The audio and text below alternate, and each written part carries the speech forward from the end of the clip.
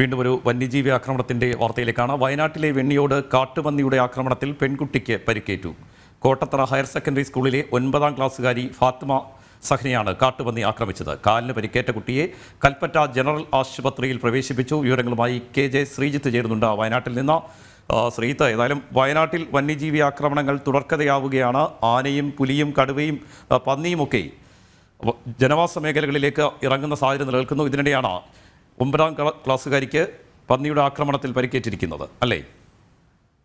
തീർച്ചയായും രാജീവ്, അത്തരത്തിലാണ്. രാവിലെ 9 മണിയോടെയായിരുന്നു സംഭവം. വയനാട് വെണ്ണിയോടിലാണ് കാട്ടുപന്നിയുടെ ആക്രമണത്തിൽ സ്കൂൾ വിദ്യാർത്ഥിക്ക് ഇത്തരത്തിൽ ഗുരുതരമായി പരിക്കേറ്റിരിക്കുന്നത്. കോട്ടത്തറ ഹയർ സെക്കൻഡറി സ്കൂളിലെ 9ാം ക്ലാസ്സുകാരി ബാത്തിമയ്ക്കാണ് നിലവിൽ ഇത്തരത്തിൽ പരിക്കേറ്റത്.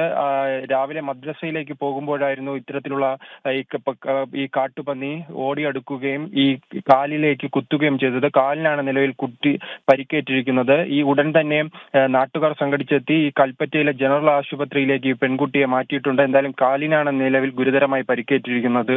രാജീവ്.